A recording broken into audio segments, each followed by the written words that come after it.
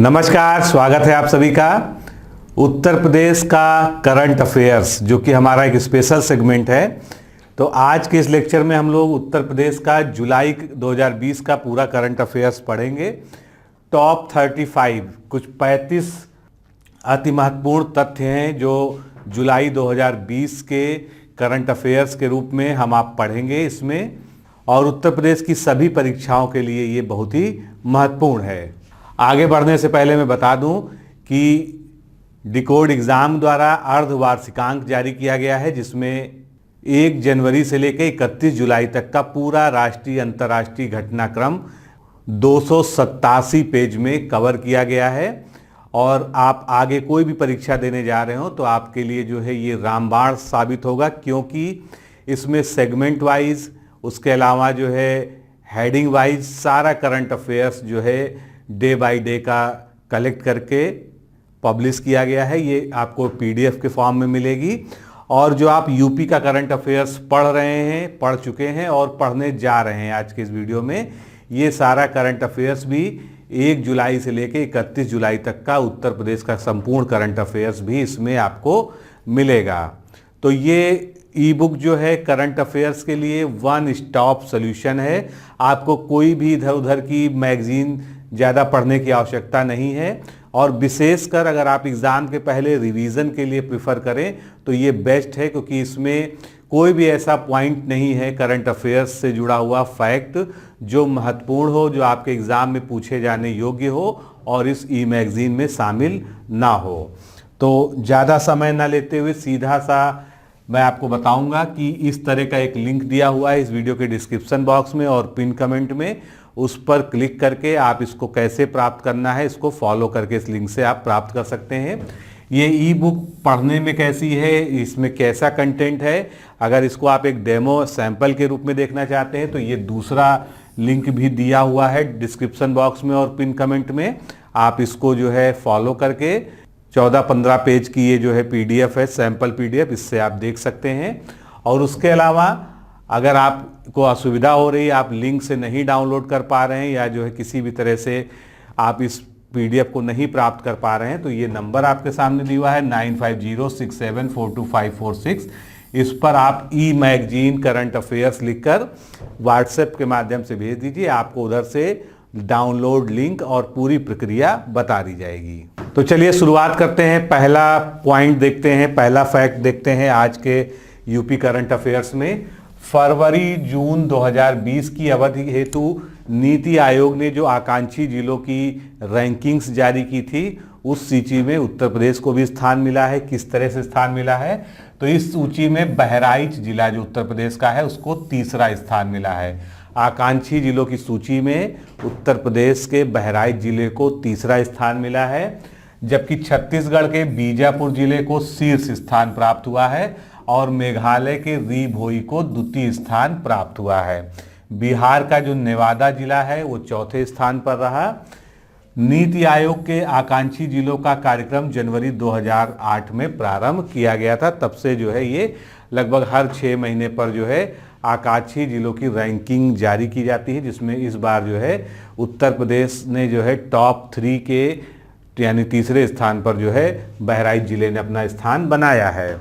स्वयं प्रभा क्या है, तो ये एक जो है एजुकेशनल चैनल है, शैक्षणिक चैनल है, जिसके माध्यम से 24 घंटे में 3 बार, कब 12 PM पर, 4 PM पर और 8 PM पर छात्रों के लिए डिजिटल सामग्री उपलब्ध कराई जाएगी। इसका मतलब क्या है कि डिजिटली जो है उनको एजुकेशनल कंटेंट यानी अध्ययन सामग्री उपलब्ध कराई जाएगी। इसका ऑनलाइन उद्घाटन उत्तर प्रदेश की राज्यपाल आनंदीबेन पटेल के द्वारा किया गया। अगला अपडेट देखते हैं हम। उत्तर प्रदेश में विशेष संचारी रोग नियंत्रण अभियान के दूसरे चरण का प्रारंभ किया गया। तो दूसरा चरण जो है हमेशा जुलाई में शुरू किया जाता है। तो सबसे पहला प्रश्न आपसे ये पूछा जा सकता है कि ये दूसरा चरण संचारी रोग का जो है कब से कब तक चला, तो ये चला 1 से 31 जुलाई 2020 तक। वर्तमान में प्रदेश में 38 जिले एक्यूट इंसेफ्लाइटिस सिंड्रोम यानी AES और जापानी इंसेफ्लाइटिस JE से सबसे ज़्यादा प्रभावित हैं। तो इन्हीं पर जो है ज़्यादा फोकस रहता है संचारी रोग में। संचारी रोग क्या होते हैं? ऐसी डिजीजेज जो एक से दूसरे में फैल सकती हैं, उनको हम कम्युनिकेबल डिजीजेज कहते हैं। चलते हैं अगला देखते हैं। उत्तर प्रदेश में भूजल सप्ताह का आयोजन। तो इसमें कुछ विशेष नहीं है, इसमें आपसे पूछा जा सकता है, जिस तरह से महत्वपूर्ण दिवस आपसे पूछे जाते हैं उसी तरह से पूछा जा सकता है कि भूजल सप्ताह का आयोजन कब से कब तक किया गया। तो 16 से 22 जुलाई 2020 तक जो है उत्तर प्रदेश में भूजल सप्ताह मनाया गया। उत्तर प्रदेश की नवीन रोजगार छतरी योजना, ये जरूर आपके लिए बहुत ही महत्वपूर्ण है, इसको आपको पूरा समझना चाहिए। तो ये जो नवीन रोजगार छतरी योजना है, इसका पहले उद्देश्य क्या है? तो प्रदेश के जितने भी अनुसूचित जाति के गरीब व्यक्ति हैं उनको वित्तीय सहायता उपलब्ध कराना, ये जो है इसका उद्देश्य है। 18 जुलाई 2020 में इसका शुभारंभ मुख्यमंत्री के द्वारा किया गया। यानी इसका अगर उद्घाटन पूछ लिया जाए कि ये नई योजना है और इसका उद्घाटन कब हुआ, तो 18 जुलाई को इसका उद्घाटन किया गया मुख्यमंत्री के द्वारा। योजना के अंतर्गत पंडित दीनदयाल उपाध्याय स्वरोजगार योजना के 3,484 लाभार्थियों के खाते में 17.42 करोड़ रुपए भेजे गए और 10 लाख परिवारों को योजना का लाभ मिलेगा। इस योजना का नाम फिर से देख लीजिए, नवीन रोजगार छतरी योजना। अगला अपडेट देखते हैं हम। सामुदायिक रसोई यानी कम्युनिटी किचन को जियो टैग प्रदान करने वाला देश का पहला राज्य कौन सा है? उत्तर प्रदेश। मोस्ट इंपॉर्टेंट है आपके एग्जाम के लिए। यानी जियो टैग कम्युनिटी किचन को देने वाला पहला राज्य कौन सा बन गया है? उत्तर प्रदेश। अब इसके बारे में जानते हैं। तो उत्तर प्रदेश ने जियो टैग कम्युनिटी किचन के लिए गूगल के साथ साझेदारी की है। इस किचन में दैनिक आधार पर 12 लाख फूड पैकेट का उत्पादन होता है और Uttar Pradesh geo tag community kitchen वाला पहला राज्य बन गया है, जिसमें 75 जिलों में स्थित लगभग 7,368 कम्युनिटी किचन को जियो टैग कर दिया गया। जियो टैग का मतलब क्या है कि जब आप गूगल मैप्स पर इसको देखेंगे तो जियो टैग यहाँ पर जो है आपको दिखाई देगा। आप वहीं से जो है इसको पता लगा पाएंगे कि ये कम्युनिटी किचन जो है कहाँ पर स्थापित है। अगला अपडेट देखते हैं। उत्तर प्रदेश सरकार द्वारा हरित आवरण को 15% किए जाने का लक्ष्य रखा गया। कब तक के लिए रखा गया? यही सबसे महत्वपूर्ण प्रश्न है जो आपसे पूछा जाएगा। तो ये जो 15% किया जाना है हरित आवरण को, ग्रीन वाश को, ये 2030 तक जो है लक्ष्य रखा गया है। प्रदेश के 30 ऐसे जिले हैं जहां प्रत्येक जिले के कुल भाग का वनावरण मात्र 2% है। तो 75 जिलों में से अगर 30 जिलों में केवल 2% है तो यानी ये जो है कम है, चिंताजनक स्थिति है। इसीलिए जो है ये लक्ष्य रखा गया है। सोनभद्र एकमात्र ऐसा जिला है जहां हरित आवरण भूभाग के 1/3 मानक से 36.79% है। शेष 8 जिलों में जिनकी स्थिति अच्छी है वो कौन कौन से हैं? तो चंदौली है, पीलीभीत, मिर्जापुर, चित्रकूट, श्रावस्ती, खीरी, बलरामपुर और लखनऊ।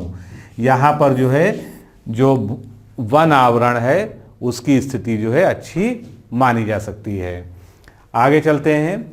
उत्तर प्रदेश में एक महत्वपूर्ण खोज हुई है। कहाँ पर? बीएचयू में। ये खोज क्या है? जीका वायरस के मस्तिष्क में पहुंचने का कारक खोजा गया। जीका वायरस जो मस्तिष्क में पहुंच जाता है उसका फैक्टर क्या है, किस कारक की वजह से पहुंचता है, इसकी खोज की गई है। किसने की है? बीएचयू के मॉलिक्यूलर बायोलॉजी विभागाध्यक्ष व वायरोलॉजिस्ट प्रोफेसर सुनील कुमार सिंह के द्वारा जीका वायरस के मस्तिष्क में पहुंचने का कारक खोजा गया है। और जीका वायरस जो है एडीज मच्छरों के काटने से फैलता है। ये आपको जो है सामान्य ज्ञान की दृष्टि से याद रखना चाहिए। अगला देखते हैं 9वां पॉइंट। पृथ्वी मंत्रालय भारत सरकार द्वारा 2020 का लाइफ टाइम एक्सीलेंस अवार्ड दिया गया। तो ये उत्तर प्रदेश से संबंधित हैं, उनको दिया गया है। लखनऊ विश्वविद्यालय के भूगर्भ विज्ञान के प्रोफेसर अशोक साहनी को कौन सा पुरस्कार दिया गया है? 2020 का लाइफ टाइम एक्सीलेंस अवार्ड पृथ्वी मंत्रालय भारत सरकार के द्वारा। इन्होंने नर्मदा नदी के किनारे डायनासोर के जीवाश्म की खोज की है। तो ये इस उपलब्धि के कारण जो है इनको ये अवार्ड या सम्मान मिला है। मिशन शीघ्र, ये क्या है? तो ये भारतीय रेलवे से संबंधित जो है एक मिशन है या योजना कह लीजिए इसको। उत्तर रेलवे लखनऊ मंडल द्वारा लखनऊ से वाराणसी तक मालगाड़ियों को गति 100 किलोमीटर प्रति घंटा प्राप्त की गई, यानी मालगाड़ियों की गति 100 किलोमीटर प्रति घंटा की टेस्टिंग की गई और उसको मेंटेन किया गया। यही है मिशन शीघ्र, यानी तेजी से ये जो है मालगाड़ियां चलेंगी। अगला अपडेट देखते हैं। बुंदेलखंड की खेत तालाब योजना अब इंटीग्रेटेड फार्मिंग मॉडल बनेगी। तो पहला सवाल आपसे ये पूछा जा सकता है कि खेत तालाब योजना उत्तर प्रदेश के किस क्षेत्र में लागू है या कहां पर जो है खेत तालाब योजना के अनुसार जो है खेती की जाती है। तो बुंदेलखंड। अब ये बेसिकली है क्या, खेत और तालाब दोनों शब्द एक साथ जुड़े हुए हैं, यानी खेत को ही तालाब के रूप में उसमें पानी भरकर विकसित करना और उसमें मछली का पालन करना, ये जो है खेत तालाब योजना है। और यह अब पूरे प्रदेश में लागू की जाएगी, जिसमें 9000 खेत तालाब खोजे जाएंगे और इसी के साथ मछली का पालन होगा, बत्तख का पालन होगा और मुर्गी का पालन भी जो है इस योजना में किया जाएगा। आगे बढ़ते हैं। जटायु संरक्षण एवं प्रजनन केंद्र। तो एक केंद्र जो है जो राष्ट्रीय स्तर पर बहुत फेमस है, वो कहाँ पर है, वो पिंजौर में है, आपने जरूर सुना होगा जो है। लेकिन अब जो है उत्तर प्रदेश में भी जटायु संरक्षण और प्रजनन केंद्र बनने जा रहा है। किस जिले में, बस यही आपके लिए महत्वपूर्ण है, महाराजगंज जिले में। तो प्रदेश सरकार ने विलुप्त के कगार पर पहुंचे गिद्धों को संरक्षण और उनकी संख्या को बढ़ाने के लिए महाराजगंज में जटायु संरक्षण और प्रजनन केंद्र स्थापित करने का फैसला किया है। ये 5 हेक्टेयर क्षेत्रफल में स्थापित होगा और इसका जो है 60% काम जो है वो पूरा हो चुका है। आगे चलते हैं। स्पेन के अनुसंधान निकाय की webometrics ranking of the world universities के अनुसार लखनऊ विश्वविद्यालय प्रदेश के विश्वविद्यालयों में शीर्ष है। तो ये जो सर्वे किया है विश्वविद्यालयों का किसने किया है, स्पेन के अनुसंधान निकाय की बेबोमेट्रिक्स रैंकिंग है ऑफ वर्ल्ड यूनिवर्सिटीज। इसके अनुसार जो है लखनऊ विश्वविद्यालय जो है इसकी ग्लोबल रैंकिंग कितनी है, 2447 है, यानी ग्लोबल लेवल पर तो बहुत ही पीछे है। फिर इसकी नेशनल रैंकिंग लखनऊ यूनिवर्सिटी की कितनी है, 91वीं है, 91 है। लेकिन लखनऊ विश्वविद्यालय का जो प्रादेशिक रैंकिंग है वो क्या है, पहली है, यानी यूपी में जो है लखनऊ विश्वविद्यालय पहले नंबर पर है। अगला महत्वपूर्ण अपडेट क्या है, शहीदों के नाम पर सड़क और भव्य तोरण द्वार बनाए जाने का निर्णय लिया गया। जो भी देश के रक्षा में हमारे उत्तर प्रदेश के सिपाही या पैरामिलिट्री फोर्सेज या आर्मी के लोग या एयरफोर्स किसी भी जो है फोर्स के शहीद हो जाते हैं, उनके लिए एक नई योजना सरकार लाई है कि उनके घर तक जो सड़क का निर्माण किया जाएगा, पक्की सड़क का, उसको नाम दिया जाएगा गौरव पथ। और ये गौरव पथ जो है बलिदानियों के घर तक जाएगी और साथ में एक भव्य तोरण द्वार बनाया जाएगा जहां पर उनके बारे में उल्लेख किया जाएगा, जिससे उस शहीद को तो सम्मान मिल ही सके और उस शहीद का जो परिवार हो उसको भी लोग जो है एक सम्मान की दृष्टि से मान के साथ जो है देखें। अगला अपडेट देखते हैं। उत्तर प्रदेश ने पौधारोपण का नया विश्व रिकॉर्ड बनाया। पिछले साल भी बनाए थे, इस साल जो है फिर नया रिकॉर्ड बनाया है, लेकिन इस साल जो है अलग तरीके का रिकॉर्ड है। इस साल जो है प्रजातियों को लेकर है। तो पहले मूल बात करते हैं। उत्तर प्रदेश ने 240 प्रजातियों का पौधारोपण किया है एक दिन में। ये जो है मूलतया रिकॉर्ड है। अब इससे संबंधित और बातें। 28 जुलाई 2020 को 8 जिलों लखनऊ, सीतापुर, बाराबंकी, अयोध्या, मेरठ, गौतम बुद्ध नगर, बांदा तथा चित्रकूट में एक एक स्थान को चयनित करके पौधारोपण किया गया। उत्तर प्रदेश सरकार ने 28 जुलाई को 240 प्रजातियों के पौधे रोपे थे। सुबह 10 बजे से 11 बजे तक 240 प्रजातियों के पौधों को रोपित किया गया था। ये पौधे प्रदेश के लखनऊ, सीतापुर, बाराबंकी, नोएडा, अयोध्या, मेरठ, बांदा और चित्रकूट में रोपे गए थे। तो मूलतः रिकॉर्ड यही है कि 240 प्रजातियों के पौधे 1 घंटे में प्रदेश में इन जिलों में रोपण हुआ था। आगे 25 करोड़ पौधारोपण का शुभारंभ। ये जो है आप जानते हैं जुलाई हमेशा वन माह के लिए वन माह के रूप में मनाया जाता है और पहला सप्ताह जो है वन सप्ताह के रूप में मनाया जाता है। तो 25 करोड़ पौधारोपण की शुरुआत कब हुई? 5 जुलाई 2020 को। और इसमें लक्ष्य रखा गया है कि उत्तर प्रदेश में 25 करोड़ पौधों को रोपा जाएगा। उत्तर प्रदेश सरकार द्वारा मेरठ के समीप हस्तिनापुर से इस अभियान का शुभारंभ किया गया और प्रदेश भर में सैकड़ों प्रजातियों के पौधों का रोपण इस अभियान में किया जाएगा। अगला बहुत ही महत्वपूर्ण है साइंस की दृष्टि से, आर्किड की एक दुर्लभ प्रजाति की खोज की गई है। कहां पर हुई है? तो आर्किड की खोज हुई है लखीमपुर स्थित दुधवा नेशनल पार्क में। आर्किड की एक दुर्लभ प्रजाति की वनस्पति मिली है जिसको ग्राउंड आर्किड कहते हैं। ये क्या है? यूफोलिया ऑब्ट्यूस। इसका पाया जाना यह साबित करता है कि दुधवा के घास के मैदानों का स्वास्थ्य बेहतर है, यानी जो है वो हेल्थ की दृष्टि से अच्छा है। आर्किड को साइट्स की अनुसूची 2 में रखा गया है, क्योंकि जो भी दुर्लभ वनस्पतियां होती हैं उनको साइट्स की जो है अनुसूची 2 में रखा जाता है। अब ये साइट्स क्या है? ये एक अंतर सरकारी समझौता है बहुत सारे देशों के बीच, जो दुर्लभ प्रजाति की वनस्पतियों और जंतुओं को जो है बचाने के बारे में, उनके संरक्षण के बारे में है। तो साइट्स का फुल फॉर्म भी याद रख लीजिए, convention on international trade in endangered species of wild fauna and flora. ये समझौता ये कहता है कि जो भी दुर्लभ प्रजाति के, चाहे वो पौधे हों, वनस्पतियां हों या जीव जंतु हों, उनका किसी प्रकार से अवैध व्यापार नहीं होना चाहिए और इसमें सभी देश जो है एकजुटता के साथ काम करें और एक दूसरे के साथ सूचनाओं का आदान प्रदान करें, जिससे इस तरह की जो तस्करी होती है उसको रोका जा सके। आगे चलते हैं, अगला अपडेट देखते हैं। तो प्रदेश सरकार को केंद्र सरकार के द्वारा वनों की सेहत सुधारने के लिए क्षतिपूरक वनीकरण कोष प्रबंधन और योजना प्राधिकरण, जिसको कैंपा कहते हैं, इससे कितना ग्रीन फंड मिला है? तो प्रदेश सरकार को 6000 करोड़ रुपए का ग्रीन फंड मिला है कैंपा के अंतर्गत। अब ये कैंपा क्या है? तो कैंपा का फुल फॉर्म याद रख लीजिए, compensatory afforestation fund management and planning authority, इसको कैंपा कहते हैं, जो एफॉरेस्टेशन के विरुद्ध काम करता है। यानी ये वनीकरण को प्रोत्साहित करने के लिए एक फंड है जो आर्थिक रूप से मदद करता है। अगला अपडेट, वह पहाड़ी फसल जिसकी खेती लखनऊ सहित अन्य मैदानी क्षेत्रों में की जाएगी। तो वो पौधा कौन सा है? जिरेनियम। जिरेनियम क्या होता है? जिरेनियम एक वनस्पति है जो सुगंधित होती है, यानी जो है इसको हम एरोमेटिक प्लांट कह सकते हैं। इससे सुगंध आती है और इसी सुगंध की वजह से इसकी खेती की जाती है। ये बहुत से जो है एरोमेटिक सब्सटेंसेस का जो है एक विकल्प साबित हो सकता है, लेकिन अभी तक समस्या ये थी कि ये जो है केवल पहाड़ी क्षेत्रों में उगाया जाता था, कोई ऐसी वैरायटी नहीं थी जो मैदानी क्षेत्रों में सक्सेसफुली उग सके। तो लखनऊ में जो केंद्रीय औषधि एवं सगंध पौधा संस्थान है सीमैप, इसके वैज्ञानिकों के अथक शोध प्रयासों से यह संभव हो सका है। किसानों के समक्ष मुश्किल यह थी कि मैदानी क्षेत्र में जिरेनियम उगाने के लिए कोई उपयुक्त किस्म नहीं थी।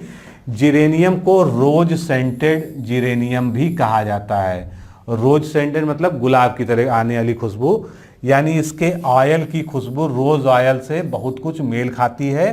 रोज ऑयल जो कि काफ़ी महंगा मिलता है, उसके विकल्प के तौर पर कॉस्मेटिक इंडस्ट्री में इसका इस्तेमाल किया जा सकता है और अब उत्तर प्रदेश में जो है काफ़ी जगहों पर जो है इसकी खेती प्रारंभ कर दी गई है।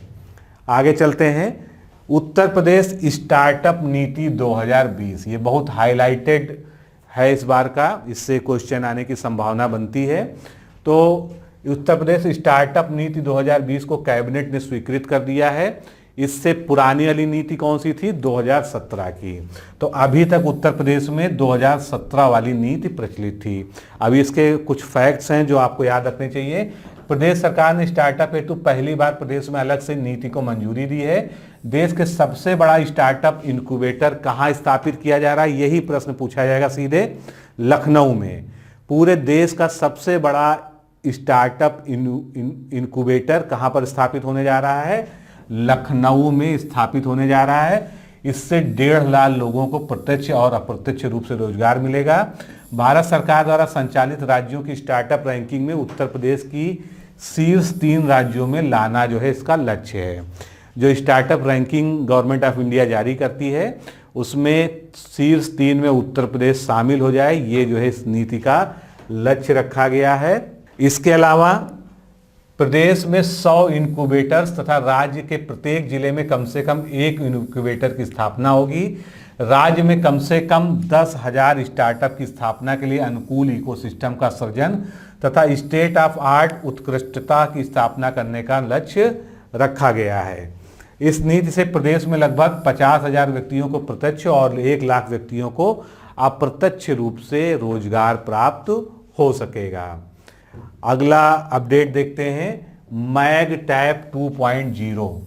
तो सुनने में ही लगता है कि कुछ टेक्नोलॉजी से जुड़ा हुआ जो है ये नाम है। तो ये क्या है, एक ब्राउज़र है। जिस तरह से हम लोग Google Chrome, Firefox, internet explorer इस तरह के ब्राउज़र्स यूज करते हैं, उसी तरह का एक ब्राउज़र है मैग टैब 2.0 और ये विश्व का पहला विजुअल वेब ब्राउज़र है जिसको सहारनपुर के सागल मल्होत्रा और टीम ने विकसित किया है।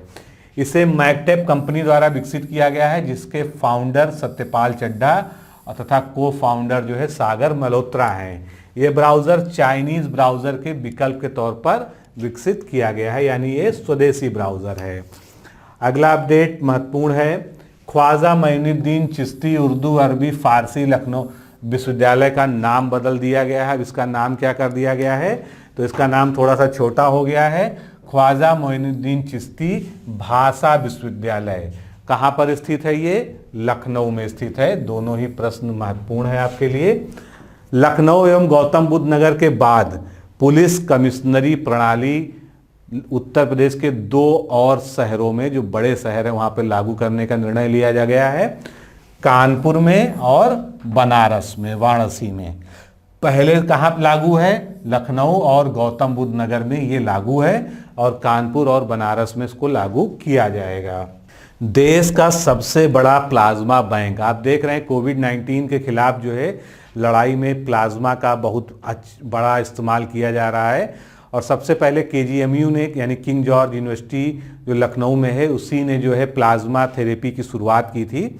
उसके बाद दिल्ली में जो है इसका बड़ा अच्छा सफल परीक्षण हुआ, कई सारे मरीज जो है प्लाज्मा थेरेपी से। उसके बाद केरला में इस मॉडल को अपनाया गया। तो बेसिकली जो है इसकी शुरुआत उत्तर प्रदेश के लखनऊ से ही हुई थी और अब जो है प्लाज्मा बैंक बनाया जा रहा है। हालांकि दिल्ली में बनाया जा रहा है, लेकिन सबसे बड़ा जो प्लाज्मा बैंक है वो कहाँ बनने जा रहा है, लखनऊ में KGMU में, king George medical university Lucknow के शताब्दी भवन में इसका निर्माण होगा। और प्लाज्मा थेरेपी से कोरोना संक्रमितों का इलाज करने वाला भारत का पहला अस्पताल भी KGMU था। आगे चलते हैं, ऑपरेशन कायाकल्प। तो ये प्राथमिक और जो विद्यालय हैं गांव के, उनसे जुड़ा हुआ है। कायाकल्प का मतलब है कि पूरी तरह से जो है उनका रिनोवेशन, मॉडिफिकेशन करना, और ये कार्य किया जा रहा है। अगर आपने आजकल कोई जो है जल्दी में ही कोई प्राथमिक विद्यालय देखा होगा तो आपको निश्चित रूप से वहाँ पर बहुत सारा परिवर्तन देखने को मिला होगा, क्योंकि इस लॉकडाउन के समय में जब विद्यालय बंद थे, ऑपरेशन कायाकल्प के माध्यम से प्राथमिक विद्यालयों की जो अधोसंरचना है उसमें आमूल चूल परिवर्तन करने का प्रयास किया गया है। तो ये ऑपरेशन कायाकल्प जो है प्रदेश के परिषदीय स्कूलों की स्थिति सुधार करने हेतु और संरचनात्मक सुविधाओं को उपलब्ध कराने की योजना है। अब इसमें बहुत सारी चीज़ें हैं, एक बार इसको चलिए देख ही लेते हैं। ग्राम पंचायतें जो है अपने अपने विद्यालयों में पंचायत की धनराशि से विद्यालयों में ब्लैक बोर्ड, अतिरिक्त कक्षों का निर्माण, बाउंड्री वॉल, गेट, क्रियाशील शौचालय, छात्र छात्राओं के लिए उनकी संख्या के अनुरूप अलग अलग शौचालय बनवाना, रनिंग वाटर की व्यवस्था करना, समरसिबल पंप लगवाना, इंटरलॉकिंग टाइल्स किचन और कक्षा, बाथरूम में tiles, hand wash facility, internal विद्युत वायरिंग, आंगनवाड़ी केंद्रों में विद्युतीकरण, फर्नीचर आदि का कार्य किया जाएगा। यानी पूरा का पूरा जो है जो प्राथमिक विद्यालय है उनका जो है कायाकल्प करना ही कायाकल्प ऑपरेशन का उद्देश्य है। उत्तर प्रदेश में नए बस अड्डों का लोकार्पण हुआ है, कितने? 6 का। और कई सारी की जो है आधारशिला भी रखी गई है, ये बनकर तैयार हुए, इनका भी हाल ही में लोकार्पण किया गया है। तो अवध बस स्टेशन अयोध्या मार्ग, ये कहाँ पर है? लखनऊ में नया बनाया गया है। नैमिषारण्य सीतापुर में, चित्रकूट में, बस शेल्टर रुधौरी बस्ती में, बस शेल्टर मनकापुर गोंडा में, और बस स्टेशन डिबाई बुलंदशहर में, ये सभी जो है नए बस स्टेशन है। फिर Buddha smart handy UV disinfectant helper को विकसित किया गया। किसने विकसित किया है? आईआईटी कानपुर के प्रोफेसर जे राजकुमार ने। इसकी विशेषता क्या है? कोरोना वायरस एवं अन्य बैक्टीरिया को खत्म करने के लिए बनाया गया है, और इस मोबाइल फोन संचालित उपकरण से 15 मिनट में घर, दफ्तर, मॉल व अस्पताल को संक्रमण मुक्त किया जाएगा, सैनिटाइज कर दिया जाएगा। ये एक ऑटोमेटिक जो है रोबोट टाइप का जो है डिवाइस है। मुख्यमंत्री शिक्षुता प्रोत्साहन योजना, शिक्षुता का मतलब क्या होता है? अप्रेंटिस, यानी कौशल विकास के साथ साथ जो है उनको रोजगार भी प्रदान करना। तो बहुत ही महत्वपूर्ण योजना है उत्तर प्रदेश की ये। तो प्रदेश सरकार मुख्यमंत्री शिक्षुता प्रोत्साहन योजना के तहत 1 लाख युवाओं को अप्रेंटिसशिप प्रदान करेगी। आईआईटी प्रशिक्षित युवाओं तथा सेवायोजन पोर्टल में पंजीकृत युवाओं को निजी प्रतिष्ठानों में प्रशिक्षण दिया जाएगा, और प्रशिक्षण के साथ साथ जो है इनको प्रतिमाह 6,000 रुपये का अप्रेंटिसशिप भत्ता भी उसी समय दिया जाएगा। टाइम कैप्सूल, अभी 5 अगस्त को जो है अयोध्या में भगवान श्री राम के नए भव्य मंदिर का शिलान्यास किया गया है। तो वहाँ पर जो है एक बात निकल के आ रही कि एक टाइम कैप्सूल भी जो है उसकी नींव के नीचे लगभग 200 फीट की गहराई में रखा जाएगा।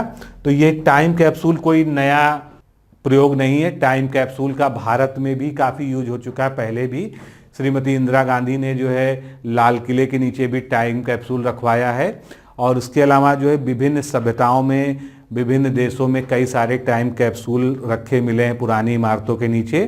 टाइम कैप्सूल होता क्या है? बेसिकली जो है किसी भी जगह के इतिहास को संरक्षित करने के लिए उससे जुड़े लिखित दस्तावेजों को या जो है कुछ चिन्हों को, प्रतीकों को सुरक्षित करने के लिए, जिससे अगर वो सभ्यता नष्ट हो जाए या वो स्थल नष्ट हो जाए, वहाँ बाढ़ आ जाए, कोई विपदा आ जाए, तो 100, 200, 300 साल बाद जब कभी जो है उस जगह की खुदाई हो या किसी वजह से भी जब वहाँ तक कोई पहुँचेगा तो उस जगह का पूरा इतिहास उसके सामने आ सके। तो अब ये प्रसंग जो है फिर से आया है, जो नए राम मंदिर में जो है रखे जाने की बात चल रही है। तो श्री राम जन्मभूमि मंदिर के 200 फीट नीचे इसको गाड़ा जाएगा, और टाइम कैप्सूल या तामपत्र ऐतिहासिक धरोहरों की पहचान एवं उनके इतिहास के बारे में जानकारी प्रदान करते हैं। टाइम कैप्सूल इंदिरा गांधी के समय में भी लाल किले में रखवाया गया था, और हमें इतिहास की जानकारी भी ऐसे कई टाइम कैप्सूलों से मिलती है, जैसे अशोक के शिलालेख, पाषाणकालीन साक्ष और भीमबेटका के चित्रों से। यानी समय समय पर टाइम कैप्सूल का स्वरूप बदला है, लेकिन हर सभ्यता ने कुछ ना कुछ ऐसा छोड़ा है जिससे हमें उनके बारे में जानकारी प्राप्त होती है, तो उसको भी हम टाइम कैप्सूल ही कहेंगे। आगे चलते हैं। जूनियर हॉकी, पुरुष हॉकी विश्व कप 2021 की मेजबानी किसको मिली है? भारत को मिली है। और उत्तर प्रदेश से कैसे जुड़ गया है? पहली बार 2016 में उत्तर प्रदेश के लखनऊ में इस कार्यक्रम का आयोजन किया गया था। तो भारत जूनियर पुरुष हॉकी विश्व कप 2021 की मेजबानी करेगा। स्विट्जरलैंड के लुसाने में अंतर्राष्ट्रीय हॉकी महासंघ ने यह घोषणा की है। भारत दूसरी बार इस प्रतिष्ठित टूर्नामेंट की मेजबानी करेगा, और पहली बार जो है इसका आयोजन कहां पर हुआ था? उत्तर प्रदेश में हुआ था। अगला एक और महत्वपूर्ण जो साइंस से जुड़ा हुआ है, 50 लाख साल पुराने स्टेगोडान प्रजाति के हाथी का जीवाश्म प्राप्त हुआ है। कहां पर मिला है? तो ये 50 लाख साल पुराने स्टेगोन प्रजाति के हाथी का जीवाश्म उत्तर प्रदेश के सहारनपुर में शिवालिक के जंगलों में 50 लाख साल पुराने स्टेगोन प्रजाति के हाथी का जीवाश्म मिला है। यह प्राचीन हाथियों की एक प्रजाति थी जिसे स्टेगोडान कहा जाता था। इसका एक दांत 12 से 18 फीट का होता था। यानी बहुत बड़े बड़े दांत होते थे। 12 से 18 फीट का दांत होना जो है, आप अंदाज लगा सकते हैं कितना बड़ा ये हाथी होगा साइज में। अगला अपडेट देखते हैं, टीम 11। आपसे पूछा जा सकता है कोविड-19 की रोकथाम करने के लिए किस राज्य ने टीम 11 का गठन किया है। तो टीम 11 का गठन जो है उत्तर प्रदेश राज्य सरकार ने किया है। टीम 11 क्या है? इसमें कोरोना वायरस से लड़ने के लिए कई अंतर विभागीय समितियां हैं। प्रत्येक समिति का नेतृत्व राज्य के वरिष्ठ अधिकारी करेंगे और मुख्यमंत्री इस टीम के प्रमुख हैं। आगे चलते हैं, आयुष कवच कोविड ऐप, ये किसका ऐप है? ये उत्तर प्रदेश सरकार का है, इसलिए महत्वपूर्ण है। इससे कई मिलते जुलते ऐप भी हैं। इसको जैसे आयुष कवच भी एक ऐप है, लेकिन इसका नाम क्या है? आयुष कवच कोविड ऐप। ये याद रखिएगा, ये उत्तर प्रदेश के मुख्यमंत्री के द्वारा इसको भी हाल ही में लॉन्च किया गया है। इस ऐप में आयुर्वेद में मौजूद जड़ी बूटियों और चिकित्सा पद्धति की जानकारी दी गई है। इस ऐप के लॉन्च होने पर अब लोगों में योगा और आयुर्वेद के माध्यम से शरीर में प्रतिरोधक क्षमता को बढ़ाने के नुस्खों की विस्तृत जानकारी मिल सकेगी। अगला अपडेट, बाल श्रमिक विद्या योजना। ये क्या है? उत्तर प्रदेश में बाल श्रमिकों को शिक्षित करने के लिए बाल श्रमिक विद्या योजना शुरू की गई है। इस योजना के पहले चरण में 57 जिलों के 2000 बच्चों का चयन किया गया है और इन बच्चों को स्कूल भेजने पर बालकों को प्रतिमाह 1000 रुपये और बालिकाओं को प्रतिमाह 1200 रुपये दिए जाएंगे।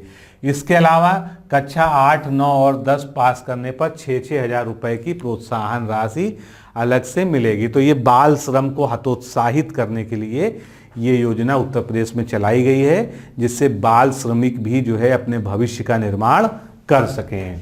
और अंत करते हैं एक दुखद खबर के साथ, जो है कमल रानी वरुण, कहीं कहीं पर कमला रानी वरुण इसका उच्चारण मिलता है, लेकिन जो है वास्तविक नाम जो है कमल रानी वरुण है। ये उत्तर प्रदेश सरकार की तकनीकी शिक्षा कैबिनेट स्तर की मंत्री थी, जिनका कोविड-19 के संक्रमण के कारण हाल ही में निधन हो गया है। तो दोस्तों, इस तरह से हमने जुलाई का उत्तर प्रदेश का जितना भी महत्वपूर्ण करंट अफेयर्स था उसको 35 हेडिंग्स में पढ़ा। ये सभी बहुत महत्वपूर्ण है, एक बार और रिपीट करके पढ़ लीजिएगा तो जो है आपको हमेशा के लिए ये याद हो जाएगा। इसमें कुछ भी ऐसा नहीं है जो भूलने वाला हो। तो आज के लिए इतना ही। नमस्कार, धन्यवाद।